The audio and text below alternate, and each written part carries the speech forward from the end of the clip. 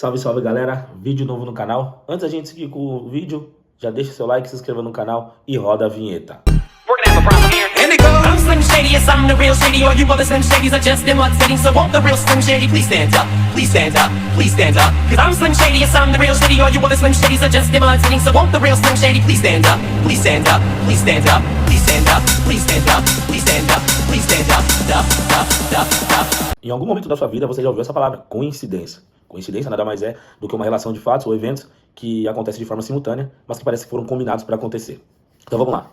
Antes de qualquer coisa, vamos trazer esse contexto para o futebol, né? Muita gente aí colocando várias especulações sobre o que tem acontecido na Copa do Mundo referente às casas de apostas e o futebol, levando em consideração tudo o que vem acontecendo, seja num pênalti batido, seja de um gol anulado, seja de quem vai pegar a bola para bater o pênalti, ou qualquer outro evento que possa de algum jeito trazer um benefício para quem está apostando do outro lado da tela. Então vamos lá. Vamos colocar tudo isso daí e trazer para o contexto do futebol brasileiro. Nesses últimos dias, tivemos aí várias especulações sobre o pênalti batido pelo Vinícius Júnior na Copa do Mundo, onde colocaram a seguinte situação, que o Vinícius Júnior não tinha batido o pênalti, porque ele é garoto propaganda de uma empresa, de uma bet, que teria um prejuízo gigantesco, que passaria dos bilhões, então por isso o Vinícius Júnior não bateu o pênalti. Mas antes disso tudo, antes da Copa do Mundo, vamos voltar um pouco lá atrás e vamos voltar no Campeonato Brasileiro. O Campeonato Brasileiro, que nada mais é do que o Campeonato Brasileiro betano, né? Já começa daí a situação. A gente tem milhões de pessoas ao redor do mundo que possivelmente tem a questão de apostar como uma dos seus hobbies, né? Muita gente aposta. Então vamos lá. Partindo desse princípio que o nosso Campeonato Brasileiro já tem como o Name Rights, que é uma empresa que compra o nome para ser exposta no campeonato, nós já temos a Betano. Então, o problema já começa daí. A partir do momento que um jogo que pode ser manipulado tem como principal investidor uma casa de apostas. Então não tem como o negócio dar certo. Então vamos lá, a Betano, que ela tem o name rights do Campeonato Brasileiro por 3 anos, que esse valor gira em torno de 80 milhões por temporada. Não se tem um valor exato, mas é entre 70 e 80 milhões por temporada, né? São 3 anos de contrato. Então a gente já vai fazer uma seguinte análise. Nós trouxemos o mal para dentro de casa. Porque a partir do momento que a gente coloca o nome do nosso principal campeonato, que é patrocinado por uma casa de aposta, possivelmente esse campeonato pode ser manipulado com muita facilidade, porque senão ele não vai ser vendido, ele não vai ter conteúdo suficiente, ele não vai ter aposta e não vai ser uma boa coisa para a Betano que está patrocinando o campeonato. Então vamos lá. 3 anos de contrato, 80 milhões por temporada aproximadamente. Em 2025, ano passado, nós tivemos 18 clubes da Série A do Campeonato Brasileiro que eram patrocinados por Bet. Lembrando que o Campeonato Brasileiro contém 20 clubes na Série A do Campeonato Brasileiro. Dos 20, 18 eram patrocinados por casas de apostas, pelas bets, enfim. Já em 2026, que é esse ano atual, esse número cai para 12 times da Série A dos 20 que são patrocinados por bets. Então, ou seja, um campeonato que o nome é casa de apostas e dos 20 clubes, nós temos em um ano 18 clubes e no outro 12, não tem como ser um campeonato levado a sério.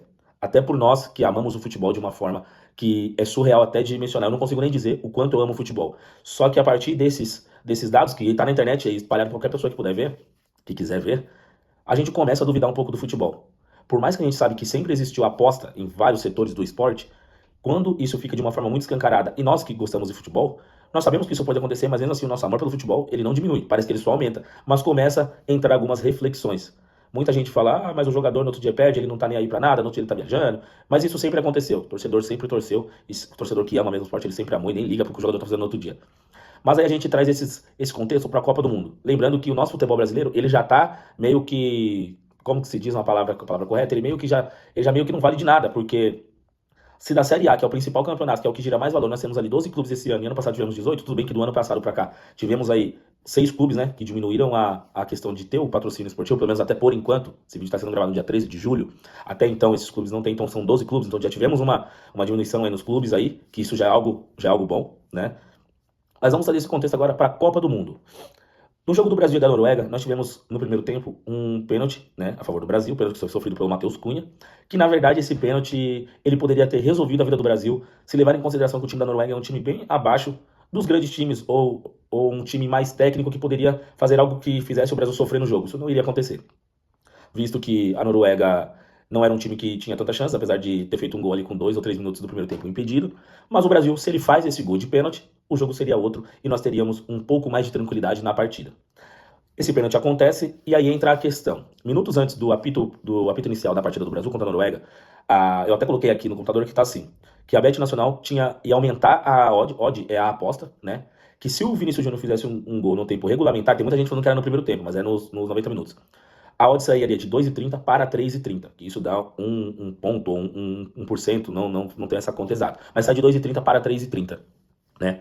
E então, entra uma questão, já começa a dar reflexão. Se o Vinícius Júnior faz um gol no primeiro tempo, no jogo, né, no tempo regulamentar da partida, e essa odd sai de 2,30 para 3,30, o prejuízo seria muito maior.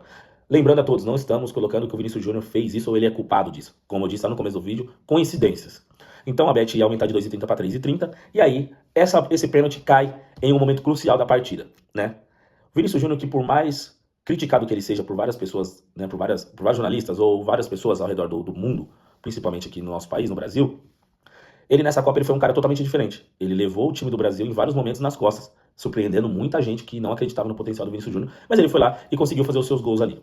O que chama muita atenção é que quando ele pega a bola, né, pra bater o pênalti, ele segura essa bola, todo mundo sabe que isso acontece ultimamente, tem acontecido muito, o cara pega a bola, não é ele que vai bater, e acontece que outro cara vem bater, o cara que pega a bola primeiro sofre a pressão ali, sofre toda a resenha, e depois ele entrega a bola pro cara que realmente vai bater. Isso aí tem acontecido muito em vários jogos aí. Então vamos lá. O Vinícius Júnior ele pega a bola e ele entrega a bola pro Bruno Guimarães. Só que um ponto muito importante é, se o Vinícius Júnior ele é um jogador que tá levando o time das costas, sem a presença do Neymar em campo, ele é o principal protagonista, por que ele daria essa bola pro Bruno Guimarães bater? E aí vem a explicação sobre isso, que a comissão técnica tinha definido o Bruno Guimarães como o principal cobrador.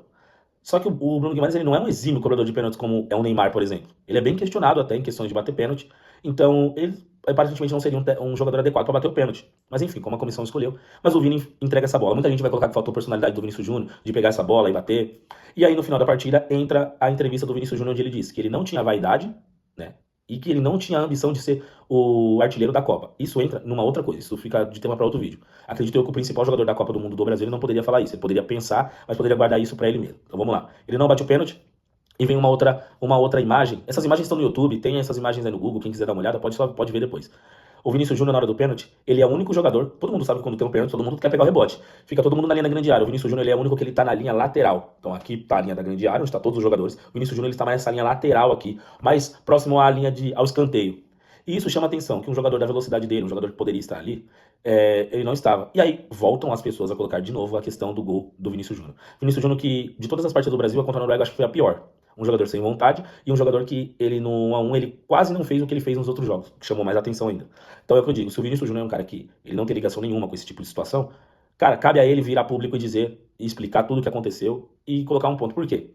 O jogador brasileiro, a nossa geração de jogadores brasileiros é uma geração de jogadores que eles são fracos psicologicamente, emocionalmente são piores ainda. Se vocês pegarem a imagem do jogo, no final do jogo contra a Noruega, os caras passando ali pela zona mista, tem jogador que passa por trás da placa de publicidade, que é onde todos os jogadores passam. Se vai falar ou não, os caras passaram por trás.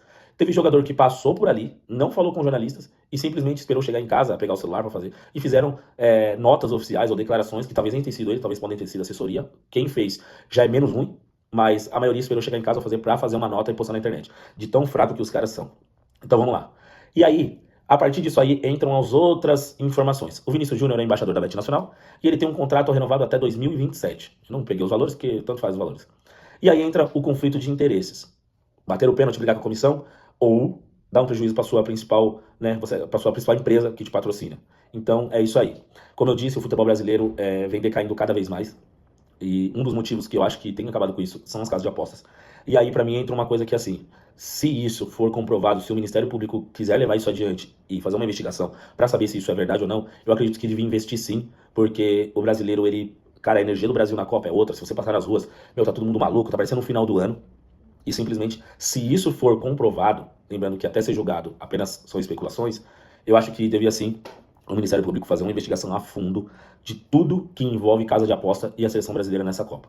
Então, fica aí o nosso adendo, nós que gostamos de futebol, porque se isso foi o que aconteceu, os responsáveis têm que pagar, e os responsáveis têm sim que arcar com as consequências, porque isso mexe com o amor de muitos torcedores. Como eu já disse em vários vídeos meus, tem gente que não acompanha futebol e para assistir a Copa. E a gente cada vez mais tem perdido o amor dos torcedores pela seleção brasileira, porque é uma seleção ruim, é uma seleção muito fraca. Em outro vídeo nós vamos passar a destrinchar tudo como foi a caminhada do Brasil até a Copa, mais a convocação. Então, acho que é isso. Se tiver que investigar, investigue, e os culpados que eles sejam punidos. E é isso, fica aí o vídeo de hoje, tamo junto.